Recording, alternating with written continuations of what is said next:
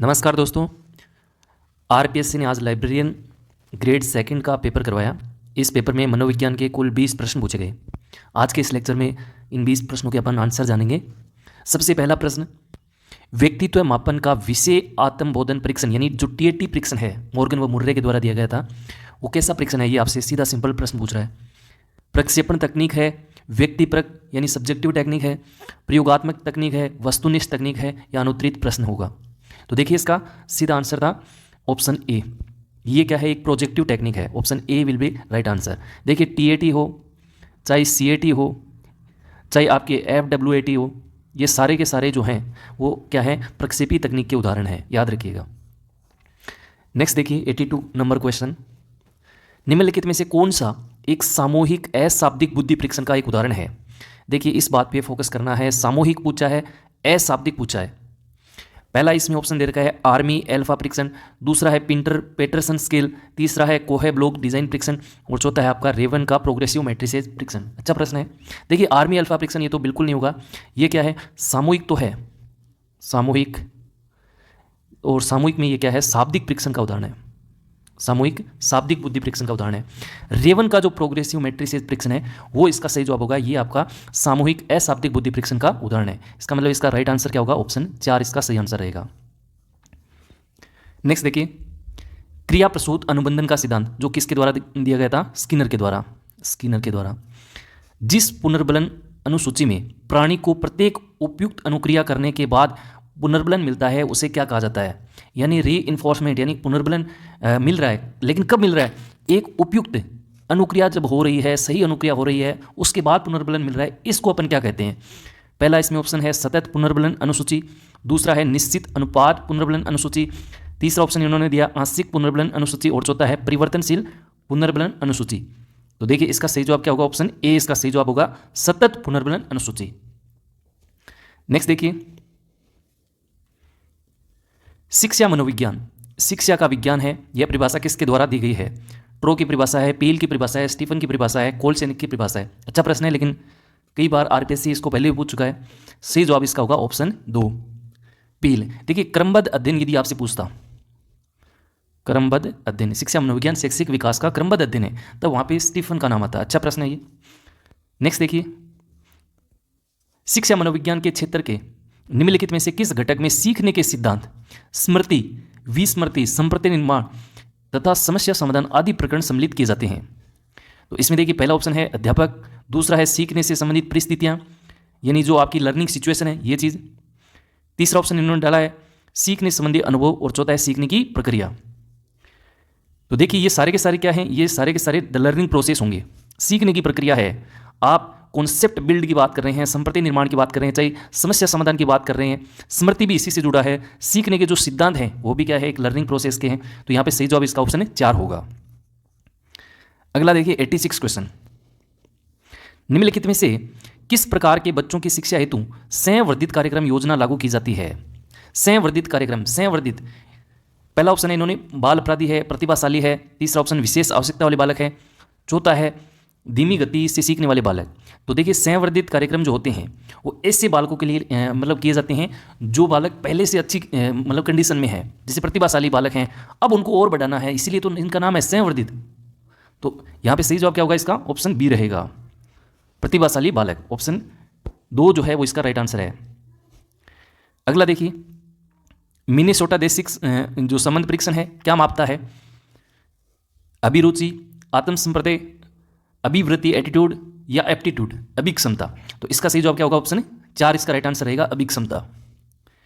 Next देखिए, संवेगात्मक बुद्धि का वह घटक, देखिए ये प्रश्न जो है वो आपके फर्स्ट ग्रेड एग्जाम के लिए बहुत इंपॉर्टेंट है। संवेगात्मक बुद्धि आपके सिलेबस में मेंशन कर रखा है, तो ये प्रश्न जो है वो फर्स्ट ग्रेड के लिए बहुत इंपॉर्टेंट है, इसको देख के जाइएगा। वैसे तो ये पहले भी पूछा हुआ प्रश्न है। संवेगात्मक बुद्धि का घटक जिसमें व्यक्ति दूसरों के अभिप्रेरण और संवेगों को समझता है, दूसरों के अभिप्रेरण और संवेगों को समझता है और उनकी पर्याप्त पहचान करता है। ये क्या कहलाता है? देखिए आत्म अभिप्रेरण है, संबंधों को संचालित करना है, सहभागिता और सहयोग है, परानुभूति यानी इम्पैथी। तो इसका सही आंसर क्या रहेगा? इसका सही आंसर ऑप्शन 4 सही आंसर रहेगा। नेक्स्ट देखिए, अधिगम के रचनावादी सिद्धांत पर आधारित अनुदेशनात्मक प्रतिमान जिसमें शिक्षक एक सहजकर्ता के रूप में कार्य करता है, क्या कहलाता है? विचार मंथन प्रतिमान, 4E मॉडल, अवधारणा मानचित्र, ये तो बिल्कुल नहीं होगा। 5E मॉडल, बिल्कुल इसका सही आंसर ऑप्शन 4 होगा, 5E मॉडल, जो रोजर बाइकी का है। निर्मितवाद आपने पढ़ा होगा अच्छे से, तो इसका सही आंसर क्या रहेगा? ये 5E का जो मॉडल है, कॉन्सेप्ट है, रोजर बाइकी के द्वारा दिया गया, यानी रचनावादी सिद्धांत पे ये आधारित है, निर्मितवाद पे आधारित है। इसका सही आंसर ऑप्शन 4 रहेगा। अब 5E के बारे में आप जानते होंगे, एक्सप्लोर है, इसमें इवेल्युएशन है, ये सारी चीज़ें आप पहले से पढ़ चुके होंगे। नहीं पढ़ा है तो यहाँ से प्रश्न आता है, अच्छे से पढ़िएगा इसको। एक कूट वाला प्रश्न इन्होंने डाला है कि निम्नलिखित में से कौन सा कथन सही है? पहला ऑप्शन इन्होंने डाला है, उच्च उपलब्धि अभिप्रेरक वाले व्यक्ति साधारण कठिनाई वाले कार्यों को करना अधिक पसंद करते हैं। अब आप देखिए, आप खुद के ऊपर लेके देख लीजिए, आप हाई अचीवमेंट रखते हैं तो साधारण कठिनाई वाले कार्य को अधिक पसंद करेंगे, या मतलब ज़्यादा कठिनाई वाले जो कोई प्रॉब्लम होगी उसको कार्य करना अधिक पसंद करेंगे? तो खुद पे लेके करेंगे तो आप मानेंगे कि हाँ यार ये तो गलत है, बिल्कुल गलत है। उच्च उपलब्धि अभिप्रेरक वाले व्यक्ति वो कार्य अधिक करते हैं जिसके आधार पर उनकी तुलना अन्य व्यक्तियों के साथ की जा सके, मतलब अन्य व्यक्तियों से हमारी तुलना हो। क्या इसीलिए अपन जो है एक हाई अचीवमेंट रखते हैं? ना, अन्य व्यक्ति तो उनसे भी तुलना हो सकती है जो हमसे कमज़ोर हैं। भाई आप सोच के देखिए इस चीज़ को, तो ये कथन भी क्या है? गलत है। नेक्स्ट देखिए, उच्च उपलब्धि अभिप्रेरक वाले व्यक्ति अपने आकांक्षा स्तर को हमेशा उच्च रखते हैं। ये जो कथन है ये बिल्कुल सही है, तो इसका क्या होगा? सही आंसर ऑप्शन है C is the right answer. Next देखिए, निम्नलिखित में से कौन सा प्राथमिक अभिप्रेरक का उदाहरण है? अब ये तो आप जानते होंगे, बचपन से पढ़ रहे हैं। उपलब्धि है, नहीं है। अनुमोदन जो है, अप्रूवल, वो भी नहीं है। शक्ति, पावर नहीं होगा। भूख होगी, भूख, प्यास, काम, ये सारी चीज़ें जो हैं वो अपन की जो प्राइमरी मोटिव है उसको बताते हैं। नेक्स्ट क्वेश्चन देखिए, कोहलबर्ग के सिद्धांत के अनुसार नैतिक विकास का कौन सा स्तर कानून एवं व्यवस्था अभिविन्यास से जुड़ा हुआ है? ये कानून व्यवस्था सर्वोपरि है। देखिए, कोहलबर्ग ने नैतिक विकास का सिद्धांत दिया, उसमें 3 जो लेवल हैं वो उन्होंने बताए थे। पहला लेवल का नाम क्या था आपका? प्री कन्वेशनल, दूसरा था कन्वेशनल, और तीसरा था पोस्ट कन्वेशनल। तो जो समाज के नियम थे वो वाली चर्चा कहाँ पे होती है? वो सेकंड जो लेवल था उस पे होती है कि समाज के जो नियम कायदे हैं वो इंपॉर्टेंट है। यहाँ बच्चा ये तक मानने लगता है कि यार समाज से बढ़ के जो कानून के नियम है, कानून व्यवस्था है, वो और ज़्यादा महत्वपूर्ण है। तो ये बिल्कुल ही इसका सही उत्तर क्या रहेगा? कन्वेशनल लेवल रहेगा। इसका मतलब रूढ़िगत स्तर, ऑप्शन 2 इसका सही आंसर रहेगा। देखिए, इसमें कईयों ने ये पोस्ट वाली चीज़ें की है, नहीं, यहाँ तो पोस्ट वाली चीज़ें में तो बच्चा और ज़्यादा विवेकशील तर्क करेगा, लेकिन यहाँ तो क्या लिखा है देखिए, इसको ध्यान से पढ़ना है, कानून एवं व्यवस्था, इस पर ही आपको फोकस करना है। शुरुआत वाला जो लेवल है उसमें तो इस तरह की चीज़ें आती नहीं है, तो इसमें इसका राइट आंसर ऑप्शन है 2 सही आंसर रहेगा। अगला प्रश्न है कि थोर्नडाइक के अनुसार कौन सा बुद्धि का एक प्रकार है? संगीतक बुद्धि, भाषाई बुद्धि, स्थानिक बुद्धि, ये सारी जो बुद्धि है वो किसके द्वारा दी गई है? हार्वर्ड गार्डनर के द्वारा। आप सब लोग जानते हैं। अमूर्त बुद्धि, सामाजिक बुद्धि, इनकी चर्चा, मूर्त बुद्धि, इनकी चर्चा किसने की है? थोर्नडाइक ने की है। तो इसका सही आंसर क्या रहेगा? ऑप्शन है 4 रहेगा। बड़ा सिंपल आसान प्रश्न था, ये अच्छा प्रश्न है। और एरिक्सन का प्रश्न इनकी अवस्था से बाहर जा ही नहीं सकता। आप इनकी अवस्था जो है वो याद कर लीजिए। 5 ही मुख्य हैं, वैसे तो 5 याद कर लीजिए काफ़ी हैं। एरिक्सन के सिद्धांत में कौन सी मनोसामाजिक अवस्थाएं स्वायत्तता बनाम लज्जा, यानी आपकी ऑटोनॉमी वर्सेस सेम, लज्जा से पहले और बाद में आती है? मतलब 2 अवस्था दे रखी है। एक अवस्था तो इस अवस्था से पहली अवस्था है और एक इसके बाद की अवस्था है, तो ये दूसरी अवस्था है, आपने पढ़ा होगा, तो ये सेकंड स्टेज है। अब वो हमसे पूछ रहा है कि एक तो इससे पहले वाली बता दो और एक इसके आगे वाली बता दो। तो पहले वाली तो पहली अवस्था ये है इसकी, विश्वास बनाम अविश्वास, और तीसरी जो अवस्था है वो किसकी है? पहल बनाम ग्लानि। तो इसका सही आंसर क्या रहेगा? ऑप्शन ए रहेगा। आसान प्रश्न है, वैसे कोई ज़्यादा मुश्किल वाला काम नहीं है, लेकिन प्रश्न को थोड़ा सा इन्होंने घुमाया है। अगला प्रश्न देखिए, 95 कह रहा है कि निम्नलिखित में से कौन सी विशेषता अभिवृत्ति के संबंध में सही नहीं है? इस पर विशेष ध्यान रखना है।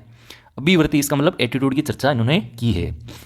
अभिवृत्ति व्यक्तिगत होती है, बिल्कुल सही बात है, कोई दिक्कत नहीं है, सबके अलग अलग थॉट होते हैं।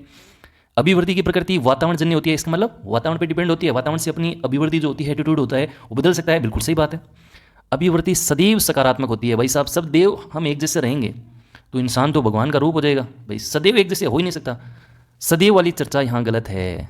अभिवृत्ति तो नकारात्मक भी हो सकती है, सकारात्मक भी हो सकती है, वो तो मतलब डिपेंड करेगी आपका जो सिचुएशन कैसी है ना। तो यहाँ पे ये कथन जो है वो गलत है। अभिवृत्ति के विकास में संवेगात्मक कारकों की महत्वपूर्ण भूमिका होती है। हाँ, जो आपके इमोशनल फैक्टर हैं अच्छे हैं तो अच्छी रहेगी, आप चीज़ों को ज़्यादा बेहतर तरीके से समझ पाएंगे, समझा पाएंगे, और इमोशनल फैक्टर आपके कमज़ोर हैं, वीक हैं, तो वैसे अब आप आगे बढ़ ही नहीं पाएंगे। तो ये चीज़ भी क्या है? सही है। इसका मतलब राइट आंसर क्या रहेगा? इसका ऑप्शन 3 रहेगा। गलत पूछा है इसमें। पियाजे के संज्ञानात्मक विकास के सिद्धांत में एक प्रक्रिया जिसमें एक बच्चा अनुभव को समझने के लिए अपने स्कीमा यानी जो ज्ञान का भंडार है, एक प्रकार से ज्ञान का जो एक स्रोत है, उसको रूपांतरित कर रहा है, संशोधित कर रहा है, मॉडिफाई कर रहा है। भाई अपन दुनिया भर में जितनी चीज़ें हैं, सब चीज़ों के बारे में एक समझ रखते हैं, वो अपना स्कीमा है। सिंपल भाषा में बच्चे के लिए जितनी चीज़ें बच्चे के सामने हैं, जितनी बच्चों से बच्चे जितनी चीज़ों के बारे में समझ पाए हैं, जितना उन्होंने अनुभव किया है, वो उनका स्कीमा है। लेकिन हो सकता है उन्होंने कई चीज़ों को गलत पढ़ा हो, तो वो क्या कर रहे हैं, संशोधित कर रहे हैं, रूपांतरित कर रहे हैं, मॉडिफाई कर रहे हैं। तो इस चीज़ को अपन मनोविज्ञान की भाषा में क्या कहेंगे? आत्मसातीकरण, एसिमिलेशन बिल्कुल नहीं है।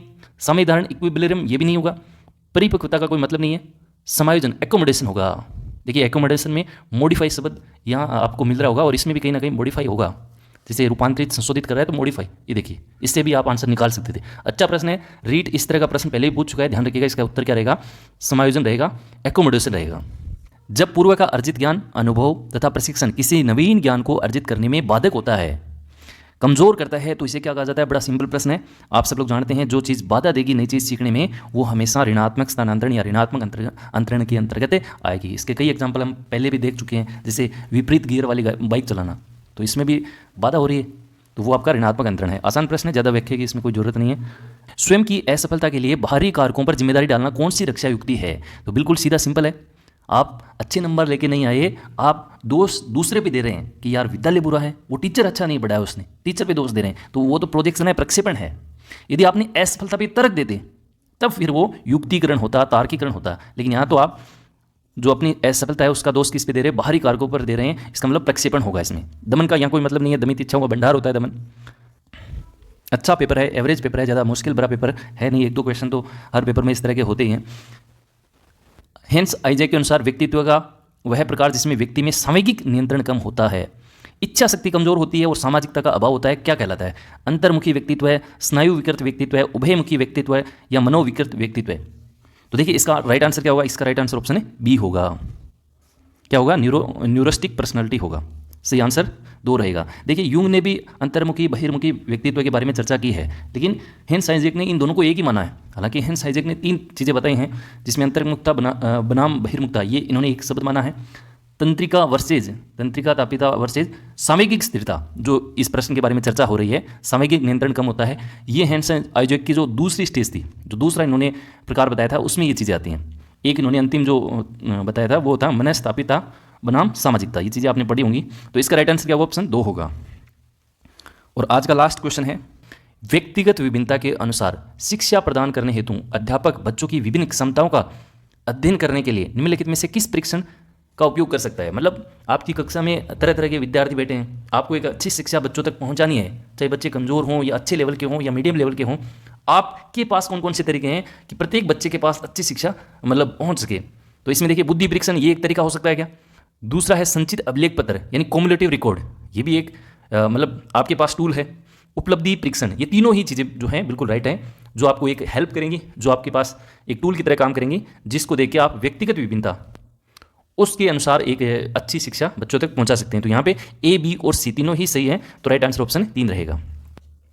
ये लाइब्रेरियन ग्रेड 2 का आज आरपीएससी ने पेपर कराया, जिसमें मनोविज्ञान के कुल 20 प्रश्न पूछे गए थे। आगामी जो भी एग्जाम है, जैसे फर्स्ट ग्रेड का है, लाइब्रेरियन ग्रेड 3 का जो होना है, उन सभी एग्जाम के लिए ये क्वेश्चन कहीं ना कहीं आपके लिए इंपॉर्टेंट हो सकते हैं।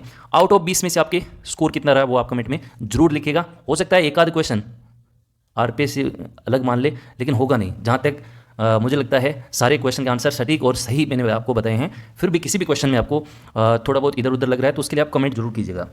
आज के इस वीडियो में इतना ही, फिर एक नई चर्चा के साथ आपसे दोबारा रूबरू होंगे। तब तक के लिए नमस्कार, जय हिंद।